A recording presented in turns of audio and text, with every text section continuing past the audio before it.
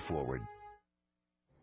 The newly Republican-led House of Representatives includes 87 GOP rookies from all walks of life, including a few from the energy sector.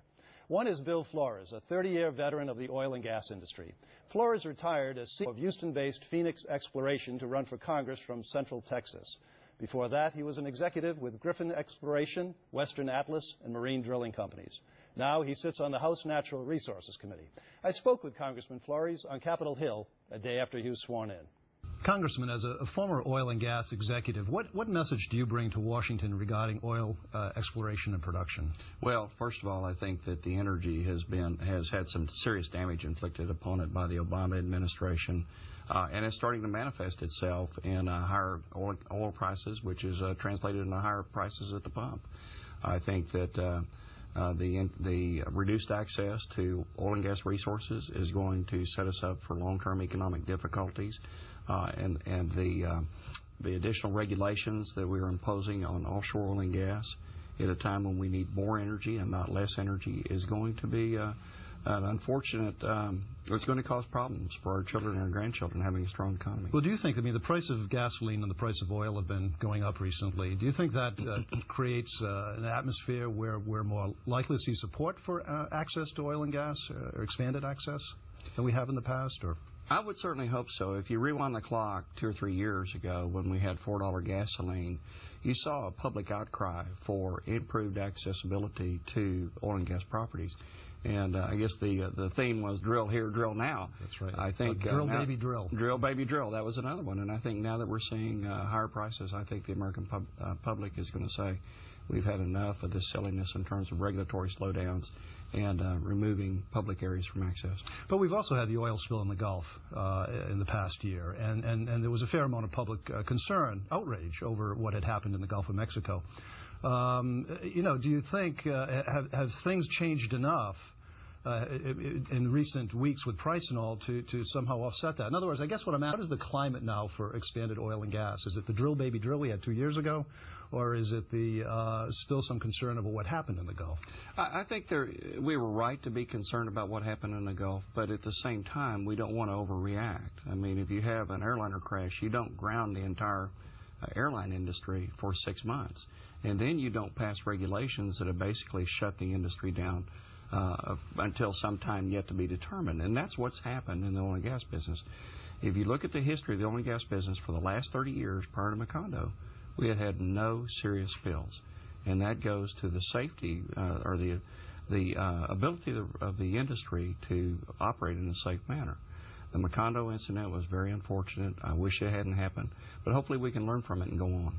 But when you say learn from it and go on, what might be the response? I mean, is it up to the industry to make sure that doesn't happen again, or is it up to the regulators to do a better job of overseeing the industry? I think it's a little of both. I think it's a partnership between the industry and the regulators to get it right. We want to make, but the overall thing that we need to do is we need to make sure the regulation does not outweigh the benefits. And if you look at what's happened today, I mean, we have had no new deepwater drilling permits since the Macondo incident, even though ostensibly the moratorium has been lifted. And if you look in shallow waters, we've had a de facto moratorium because of the slowdown in the permitting process.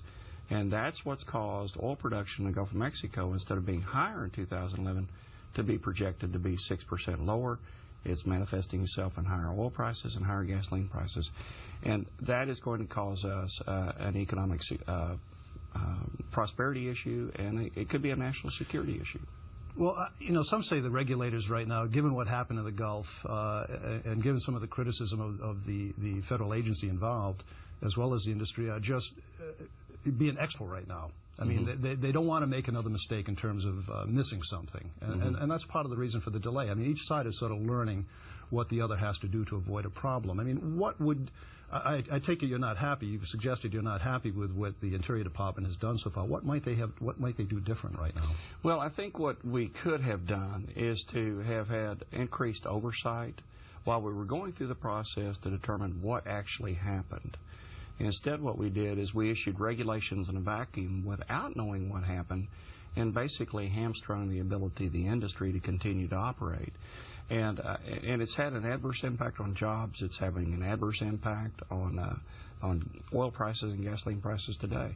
What we should have done is wait for the report to come out and just have better MMS or better Bureau of Ocean Energy Management oversight without passing new regulations. And now that we're going to know what happens in the next few days, then look at the regulatory scheme to make sure it's correct.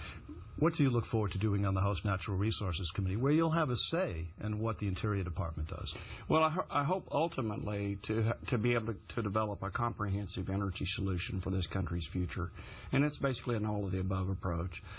Better access to our domestic resources. It makes no sense to me to be pushing the energy industry overseas. Greater nuclear electricity generation, greater use of alternatives, and then also we've got to look at the conservation, improving our conservation efforts in this country as well. So I'd look at a comprehensive energy solution. Look, let's boil it down to as simple as people have been saying that for years. So. I know, but if you want to have, and there's two committees involved. There's Energy and Commerce as well as Natural Resources. We'll have to work together as two committees in a Congress. So if we could boil it down quickly, what are you looking at?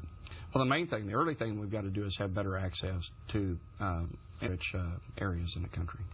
Congressman Bill Flores, thank you very much. Glad to be here, Bill. Thank you.